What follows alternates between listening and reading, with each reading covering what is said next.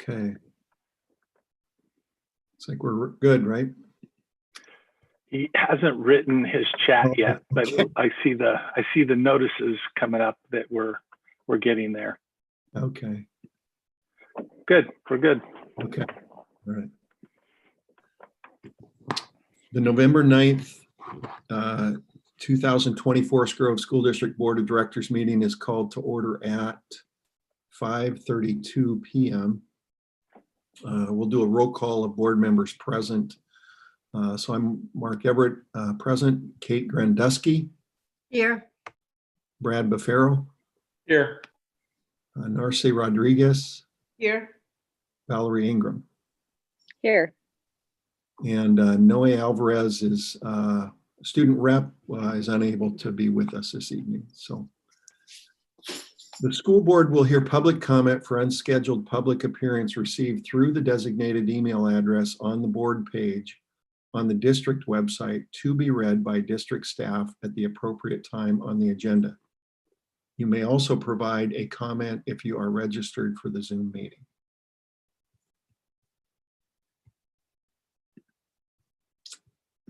This time, would you please join me in the Pledge of Allegiance and flag salute.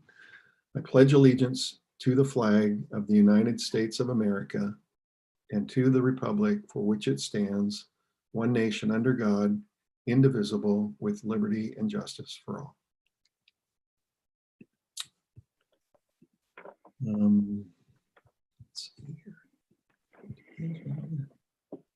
Okay. If we could just do a introduction of the audience and well, the audience and staff that are present this evening. John O'Neill, Assistant Superintendent. David Warner, Communications. Kevin Rain, Human Resources. Eileen Clute, Business. Enrique Pignon, Technology. Kimberly Shearer, Director of Student Services.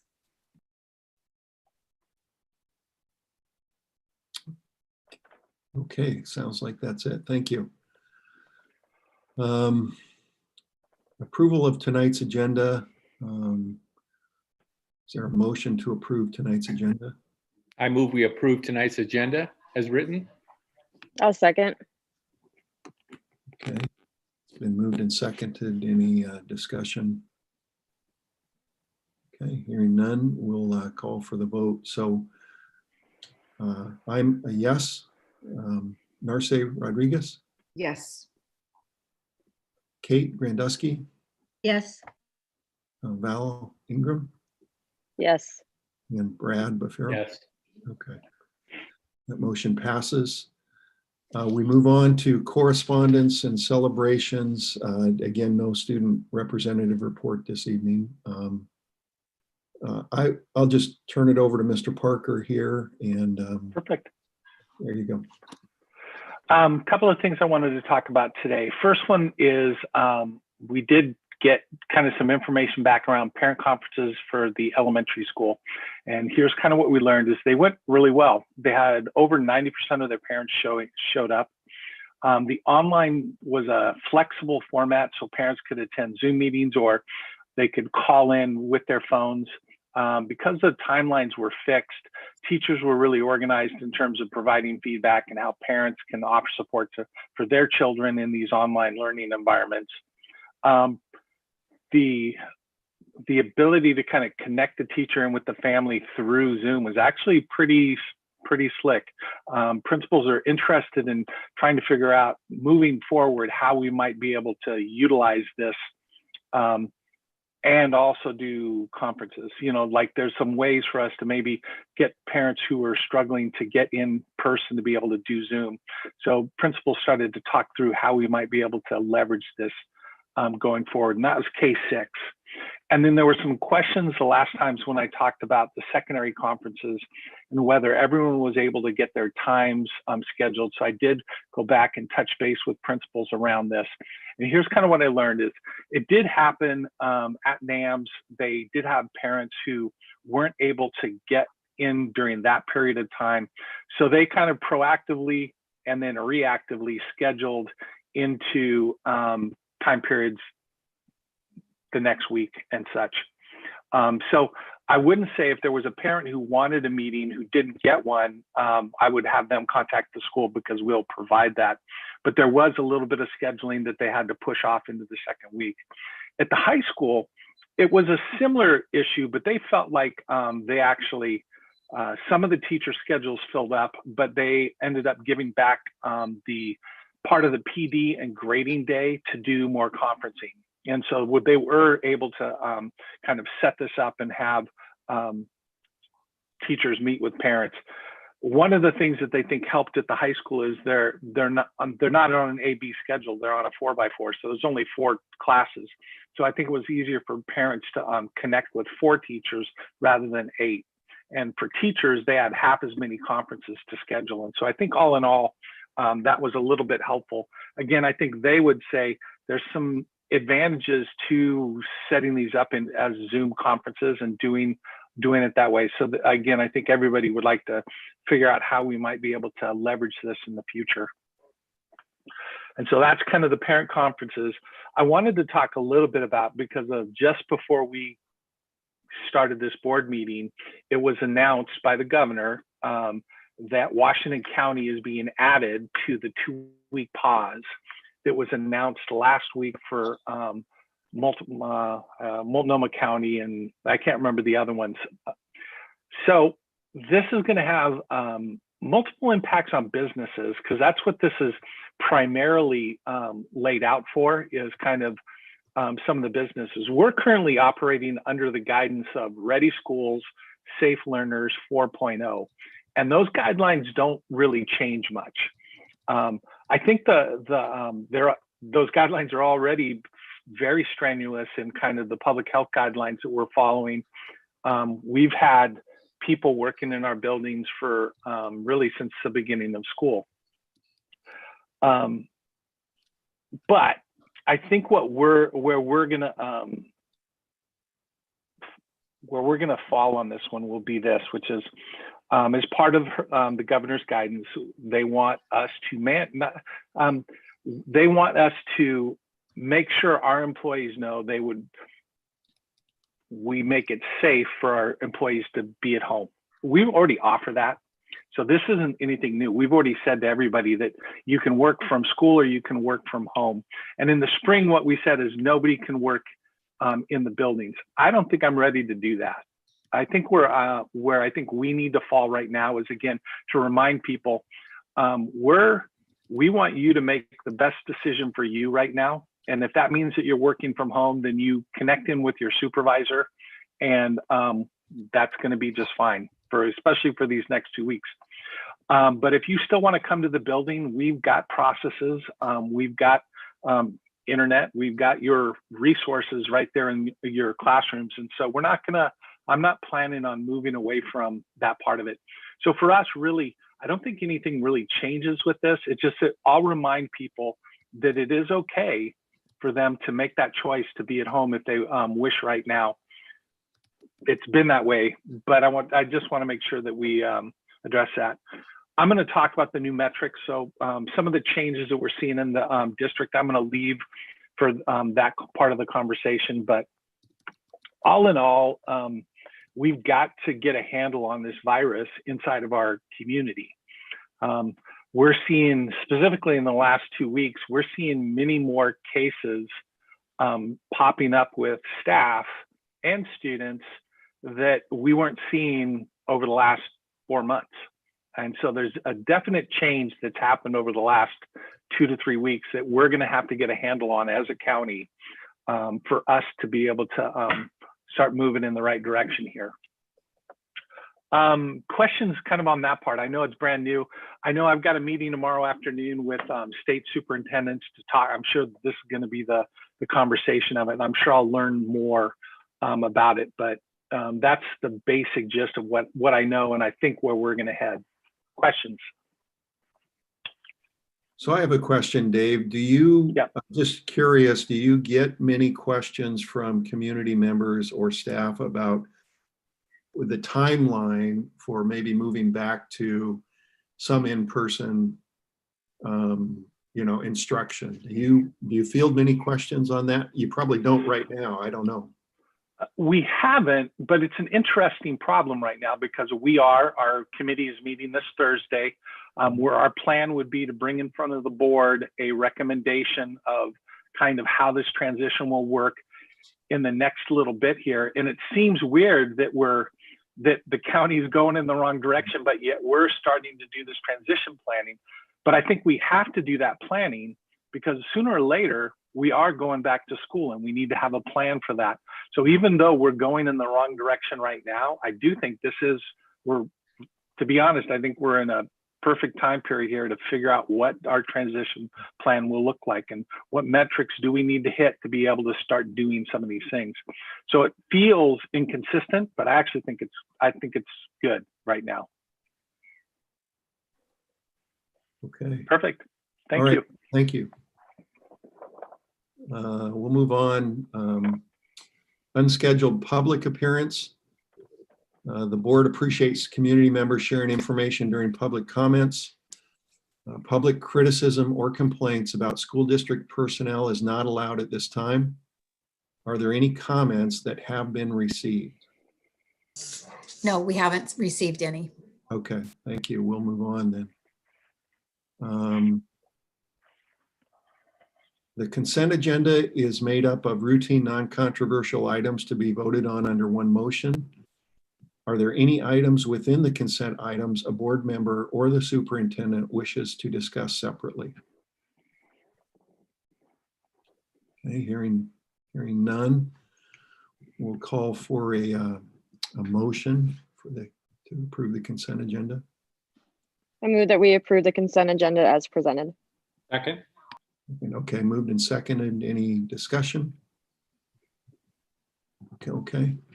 We'll call for the vote. Narce, Yes. Valerie, Yes. Brad, Yes. Kate, Yes. and I'm a yes as well, so that motion passes. We move on to we have two presentations this evening. The first one is updated school metrics for returning to school, and that's from Mr. Parker.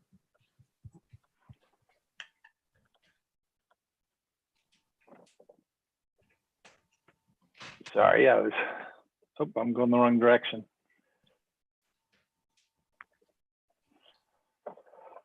So I wanted to spend a little time just reviewing with you the changes that are coming in the new metrics that were announced last week.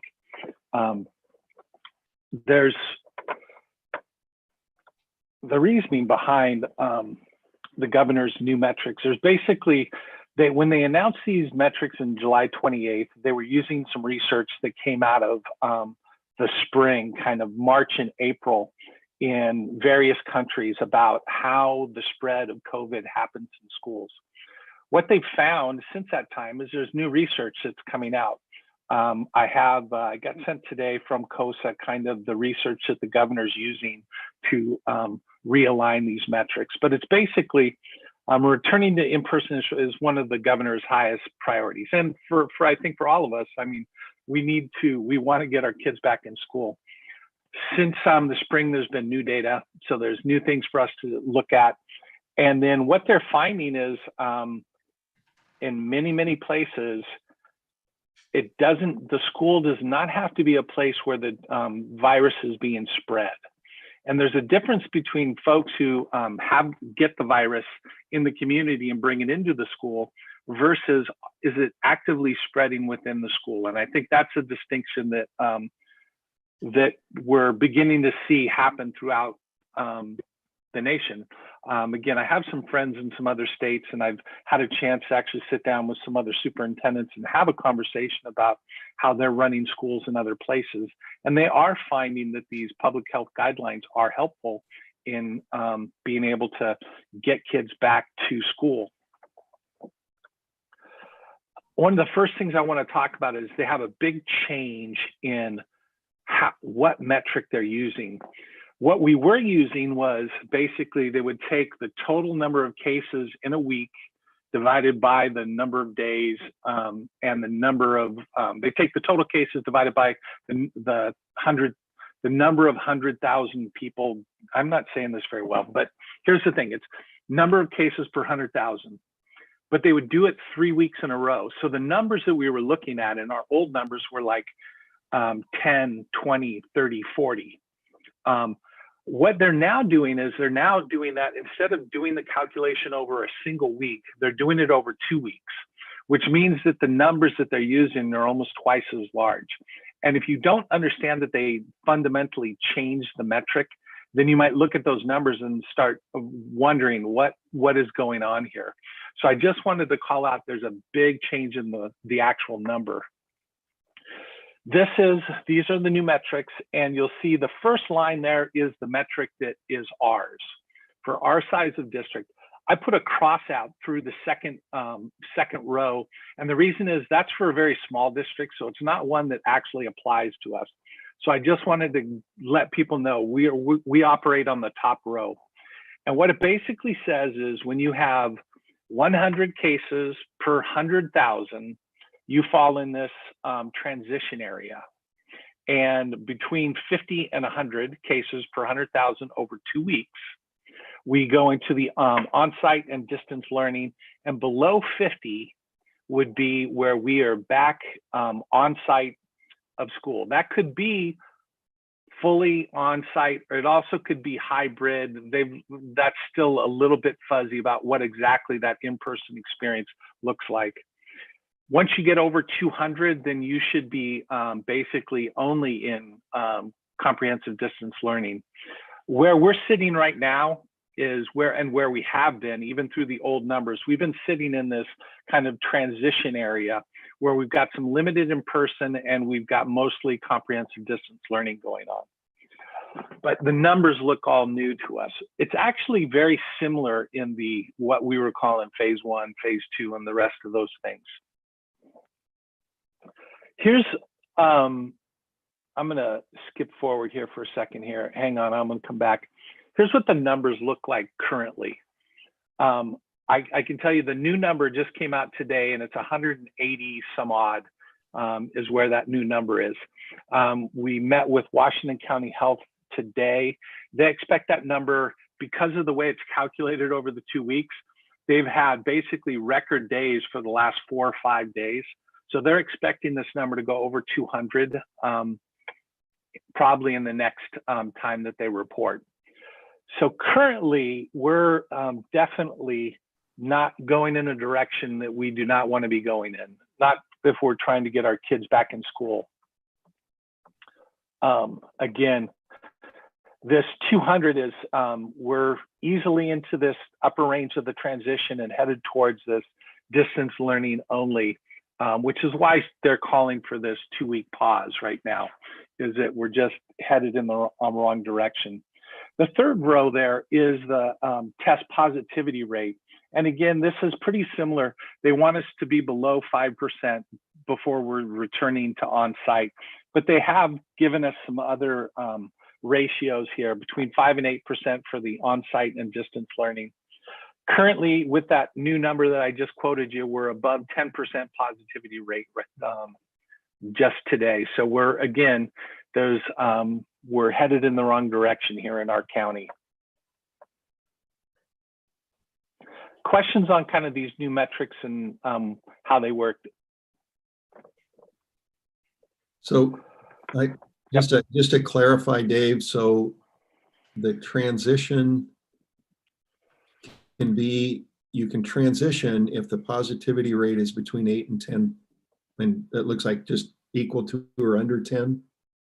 Yeah, and we're currently moving this direction on this chart, but you could be going the other direction too, which is once you get back into, let's say, on-site with some distance learning for maybe older students and maybe some on-site for younger students or a hybrid experience.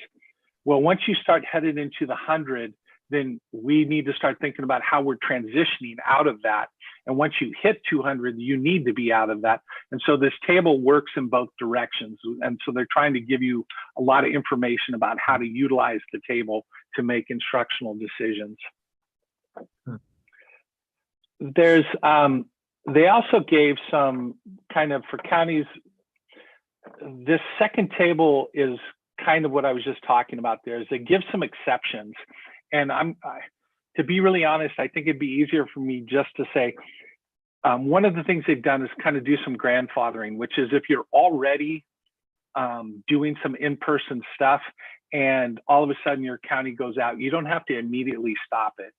They kind of give you the ability to just continue to work on your public health and then wait to see where these numbers go. Because otherwise we've got schools going in and out of these too quickly.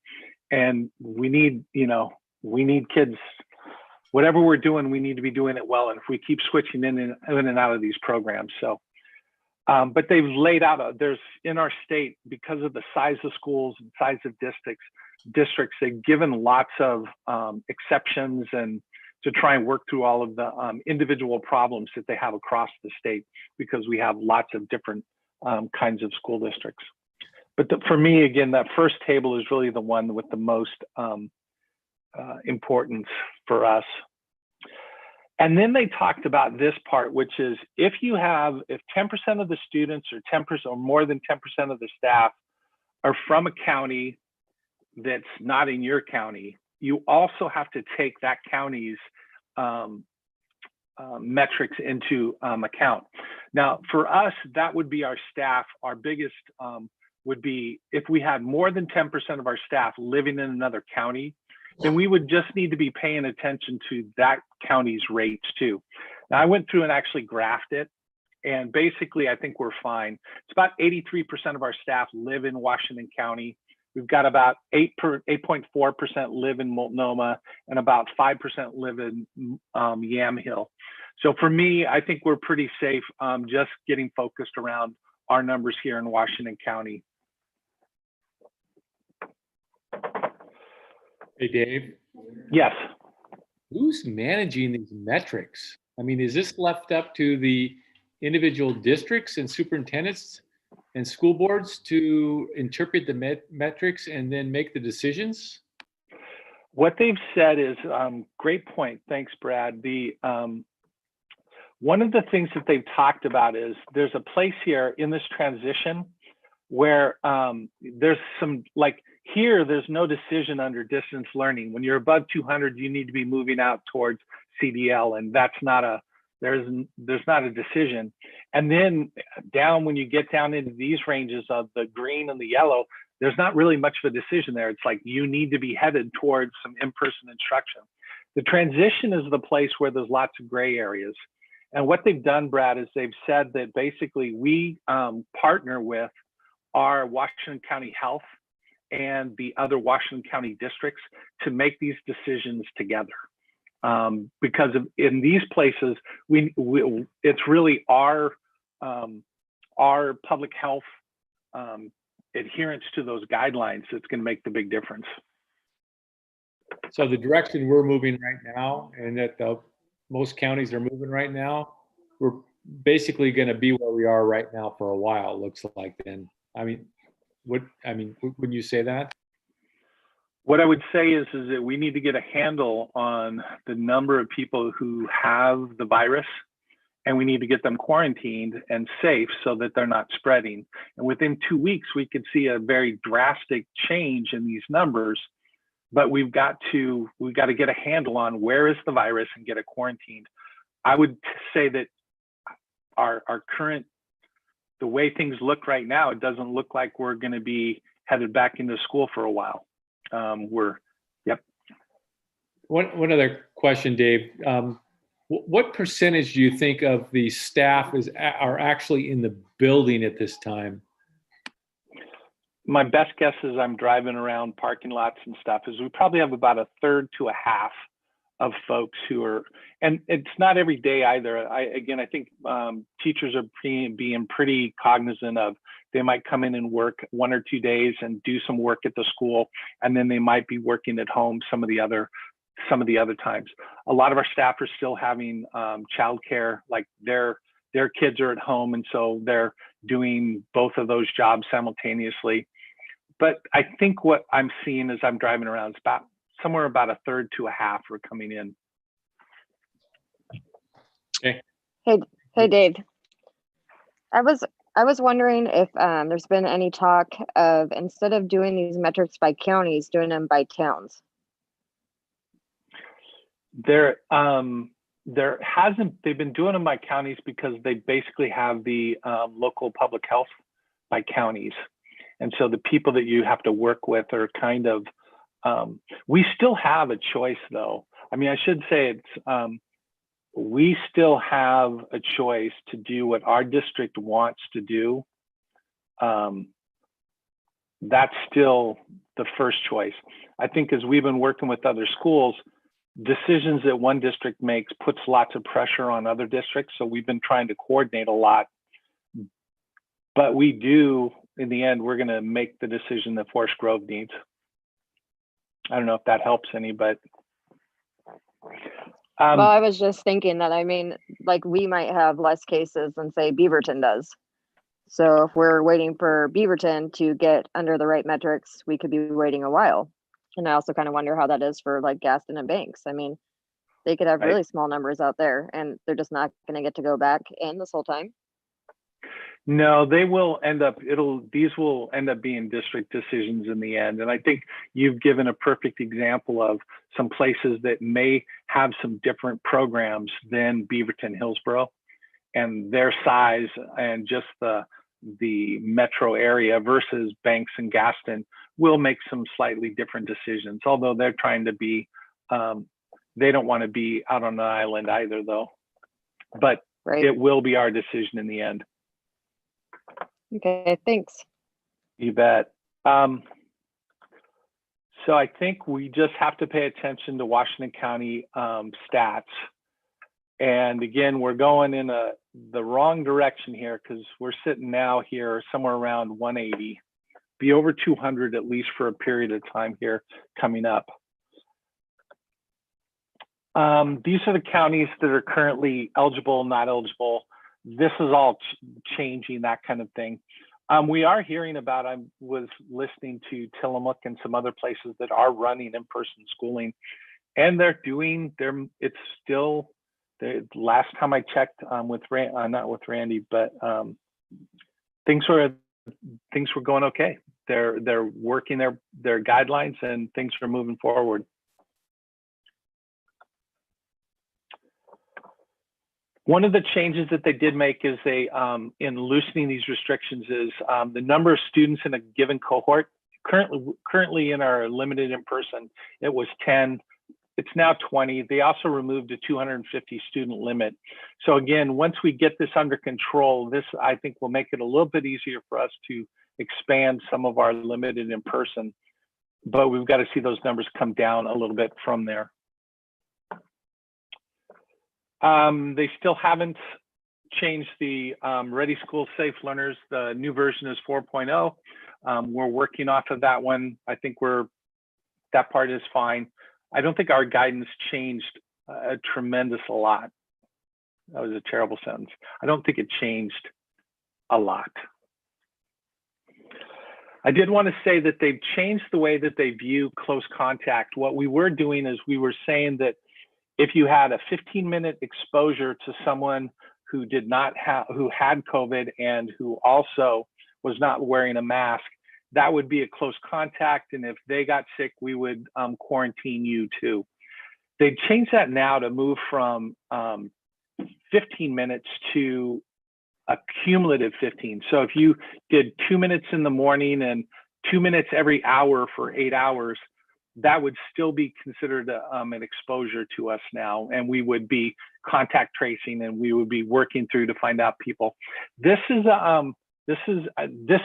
the current research, which they had cases where this exact situation happened, where it was in a jail, and a jailer would only have less than like a minute and a half exposure to someone who had COVID, but he had multiple contacts with that person, and then he got sick. So they realized that this is actually research and science-wise a better way for them to define it, but it also is going to make our contact tracing quite a bit more complex as we're trying to figure out who has been exposed to who.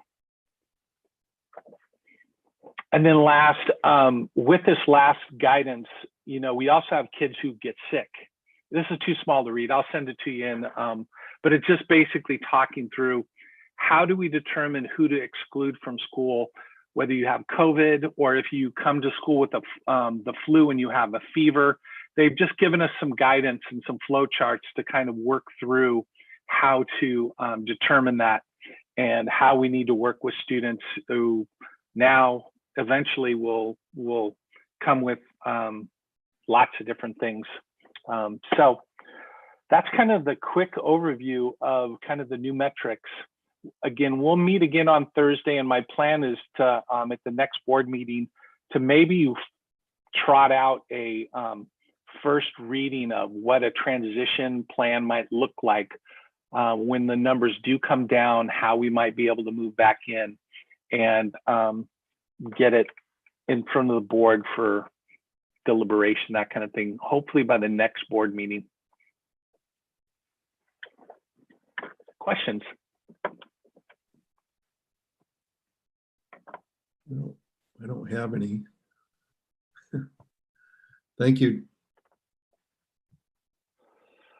I will, tomorrow, I will send out a communication to all staff, and I'll make sure the board gets CC'd on it, just kind of explaining how we see this pause, and then just making sure people know that how we're going to respond to it. Great. Thanks. Thanks, Dave. Okay, the next presentation is the parent survey results, and that's David Warner, Director of Technology. Sorry, Enrique, I just took your job. Oh, So let me, sorry. Sorry. That's okay, Mark. I don't want Enrique's job. I'll stick with mine. Yeah, No okay. problem. All right.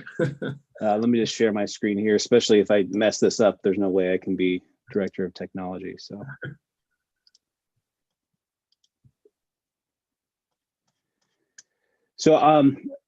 Dave asked me to review some of the data that we've received from our parent survey that we pushed out about 3 weeks ago. We ran it, we pushed it through Dave's superintendent messages, and also through, we had all the buildings push it out through their communication channels. We put it on our social media. We work with some community partners to also push it out through their channels as well. So we garnered 864 responses to the survey. And this is, I'm just going to run you through a few graphs that are showing some of the results that we have here. This is showing kind of the breakout of the respondents and what schools their students are attending.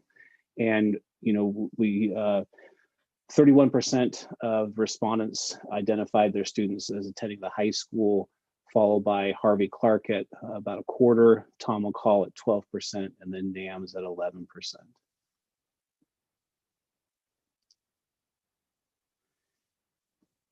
Here we asked parents, how satisfied are you with the learning structure that's going on right now at your student's school? And if we look at extremely, those respondents who said they are extremely or quite satisfied with how the learning structure is at their school right now, we get about 37% of respondents saying that they're extremely or quite satisfied. If we broaden that a little bit more, taking into the extremely quite or somewhat satisfied, we are at 69% of respondents saying that they are extremely quite or somewhat satisfied with how the learning structure is going at their student school right now. We ask a couple of open-ended questions as well. This one is what is working well with your child's education that you'd like to see continued? Here, there's no real scientific way. I just scrolled through and selected some responses here. So as you can see, some of them are communication has been pretty strong, engagement's high, Structure of the classes, the 4 per day for 9 weeks with Wednesday workday. People are liking that. Less classes, long break for lunch. Need breaks from screen time. The technology is working well and smiles on the teachers' faces. Moving to the next one, kind of the flip of that. What is challenging with your child's education that you would like to see improved? Too much screen time, just surviving, too many assignments, classes could be shorter and not start school so early, parents working full-time at home and having to assist. So again, 864 respondents. I just grabbed a few out of there in a very non-scientific way of cutting and pasting. Moving next is how concerned are you with your students' academic growth in this comprehensive distance learning? And if we look at extremely, quite, or somewhat concerned, we've got 65% of respondents saying that they're extremely, quite, or somewhat concerned. On the other side of the coin, we've got 16% of respondents who are saying they're not at all concerned about their students' academic growth.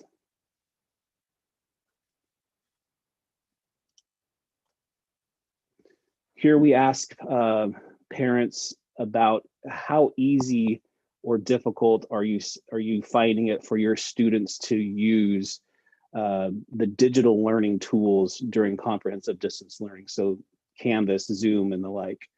And here we see about 52% of respondents are saying it's very or somewhat easy for their students to use the digital materials, and then 29% that are saying that it's very or somewhat difficult for their students to be using these digital materials right now.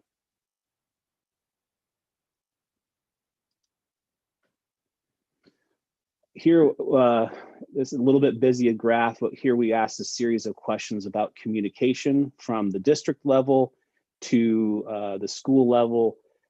Here, we have the majority of people saying that it's very easy to get in touch with their teachers. The frequency of teacher communication, they're finding extremely helpful. Also, it's extremely or quite helpful. The district and school communication, they are finding it extremely or quite helpful.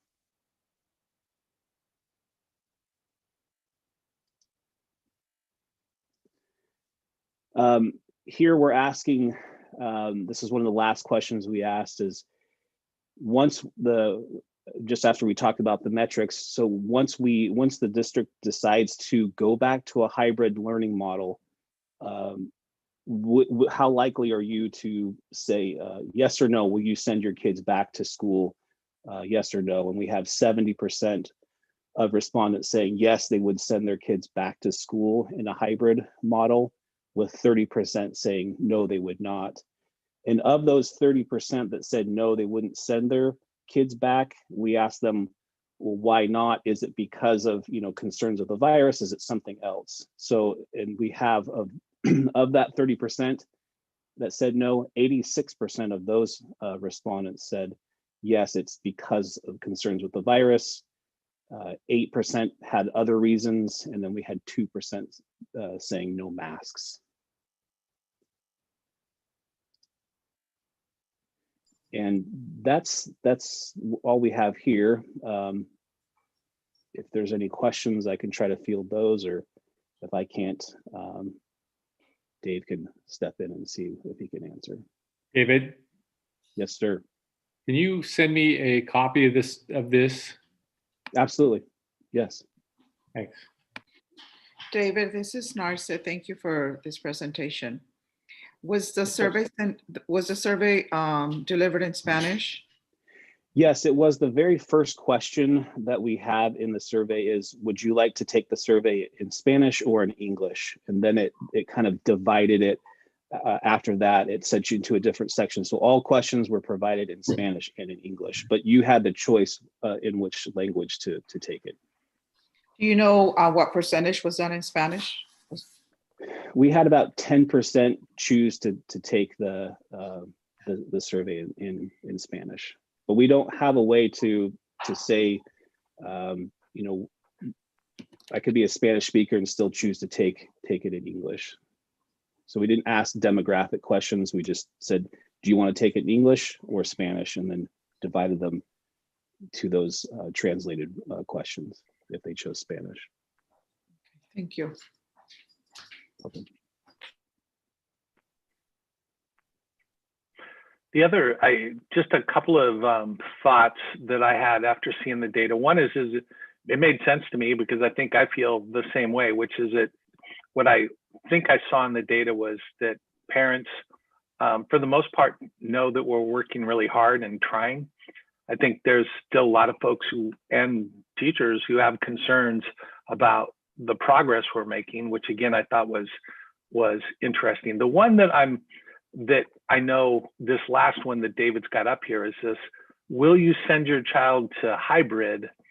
I think we also have to provide them more information about how we're going to keep everybody safe, because we didn't really provide that information yet. So we're asking them a blind question, but that no of 30% means that whatever instructional model we're headed towards, we are going to have to deal with. Some kids are going to want to, and some parents are going to want to stay in CDL.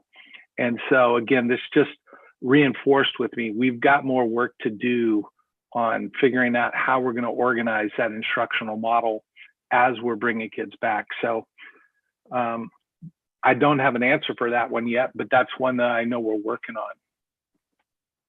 This is Narsa. I'm wondering, when it wasn't listed here, but do we know if the percentages have increased with the amount of stressors, mental health for our children? Is there like a more need for our counselors to help out with whatever might be going on at home, or is that not captured? It's not captured. Again, I could give you some anecdotal, which is over the last 2 weeks, we've seen our counselors reach out to kids in multiple ways. And just, I know I saw the one come through the secondary schools of them reaching out and saying, hey, we're here, you know, we know this is a stressful time for folks. So we've seen our counseling group is actually usually way in front of us on this and contacting with kids. So I'm sure they're doing more things than even I know about. Dave, with the concerns on academic, it looked like academic progress, right? Yeah. For students. I think the state is suspending state testing this year. Is that correct? John, you know that one? I think I know what that answer is, but I'd like to check it.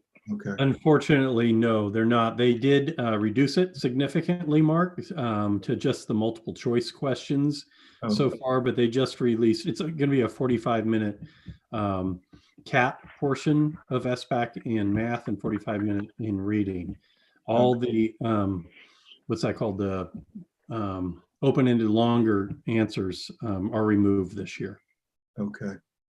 So when it gets to the springtime, we'll have to go into testing mode wherever we're at, right? I mean, probably in school or. Yes. Okay. Yeah, and we're planning scenarios on that right now, depending on what we're in at that time. Okay. And then just in terms of district testing, John, is that, I know there's a number of tests that are given that are district tests, assessments. And are those, we're going to do those, or we're going to do fewer of those, or, I mean, I guess it gets to the question of how are we going to measure how much progress students are making, Right. So this fall we did measure the IAP math assessment, and that's third grade through 8th.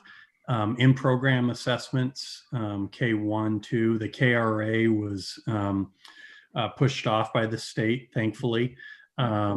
That's a kindergarten readiness assessment. And then we've done easy CBM assessment, and we're holding the 100%, 20% RTI meetings that have started this fall. And some schools did that last week and some are doing them this week. We've delayed start so that students and teachers could become better acquainted with the digital resources. Yeah. Okay. I mean, I understand, you know, it's totally different this year, of course, but just having some, I didn't know what the state was going to require and how we're going to sort of look at how, you know, how students are progressing in the district separate from the state test. So right, we were hoping that SBAC we would get a pass. Yeah. From, you know, just to bring down Yeah. everyone's anxieties. You know, kids, the teachers. Right now, they're still holding firm. And Brigadier Martell, our assessment coordinator, attends all the RORAC and the state assessment committee meetings. So if anything changes, I'll let you know. Yeah. Okay. Thanks, John. You're welcome. Any other questions?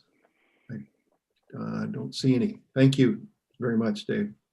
Right. You're welcome.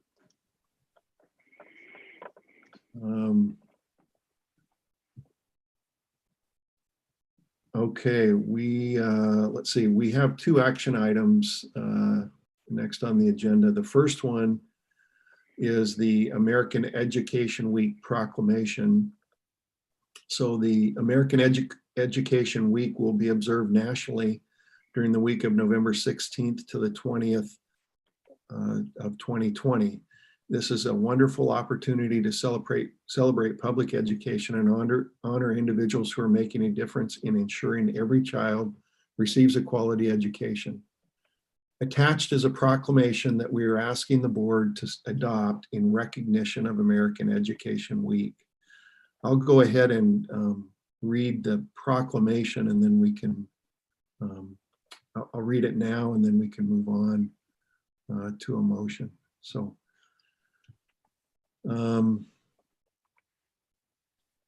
Whereas public schools are the backbone of our democracy, providing young people with the tools they need to maintain our nation's precious values of freedom, civility, and equality. And whereas by equipping young Americans with both practical skills and broader intellectual abilities, schools give them hope for and access to a productive future.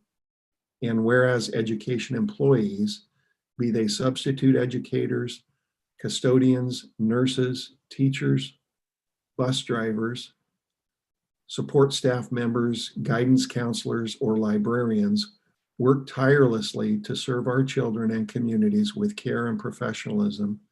And whereas schools are community bringing together adults and children, educators and volunteers, business leaders and elected officials in a common enterprise. Now, therefore, the Forest Grove School District Board of Directors do hereby proclaim November 16th, 20 to the 20th of 2020 as the observance of American Education Week. So that's the proclamation. Is there a motion to approve that? So moved. Second. Okay, so moved and seconded. So we'll do a roll call vote. I'm a yes. Val? Yes. Narce? Yes. Kate? Yes. And Brad? Yes. Okay, that motion passes. Thank you. And the last, the second and last action item this evening, this is the policy updates. Attached are the policy updates recommended by Oregon School Boards Association. Cabinet and the Policy Committee have reviewed and the board reviewed as a first reading during the October 26, 2020 board meeting. One change was discussed at the meeting for policy IICC, volunteers, and that is reflected in the policy. So I can speak to that one just briefly. That one, that was the volunteer policy that we had a question about, both Kate and I, when we were when we were reviewing the policies. And that one initially said that a volunteer is not allowed to contact a student electronically as a volunteer. And the question was, and I understand that reasoning, but having served as an Aspire advisor, I know that I had to contact some students individually for various things, for letters of recommendation and things. So, so I think that the change is that that's strongly suggested that volunteers not do that, which I understand. So I think that's the only change since we had our first reading last time. So is there a motion to approve the policy revisions? I move that we approve the policy revisions. Second. Okay, it's been moved and seconded. Is there any discussion before we call for the vote on any of those policies? No, I just want to say thanks again for your and Kate's hard work with that. Okay, thanks, Val. Okay, hearing no need for discussion, we'll just call for the vote then. Brad Bafaro, Yes. Val Ingram, Yes. Narce Rodriguez, Yes. Kate Grandusky, Yes. and I'm a yes as well. So that motion passes. Thank you. Okay, I think we're see where we're at here. So the next item is future action items, future board items, or board discussion. Is there anything here that anybody'd like to discuss or mention? Dave, I was wondering if we were going to see some info about the extra duty contracts. Oh, right. Yeah, I have a meeting with Kevin. Kevin, can you, I think it's in 2 days. No, that's Veterans Day. Looks like Thursday I have a meeting with Kevin to go through this, Kevin and Eileen. So we should be bringing you some information, hopefully either Friday memo or sometime next week. Is that work, Kevin? Okay, thanks. Yeah, it's a plan. So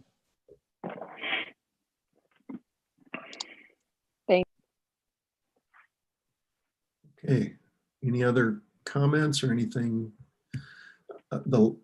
Hearing none, the last item is information, which is the enrollment report. The November 2nd, 2020 enrollment report was included in the packet. And so that's in there. I guess I looked at it, but I couldn't see the numbers. It's so small. Has there been many changes? Maybe Dave or John? Yeah, the last time we were about 350 is what I remember. We're about 318 right now. So kids are moving back towards our school system, not as quickly as we're going to need them, but we have seen some retention of kids, I guess. Okay. Great. That's good. Okay. With that, I will go ahead and adjourn the meeting, and the time is 6:25 p.m. So the meeting's adjourned, and thank you, everybody, and have a nice rest of your evening. Thank you, guys. Good night. Good night.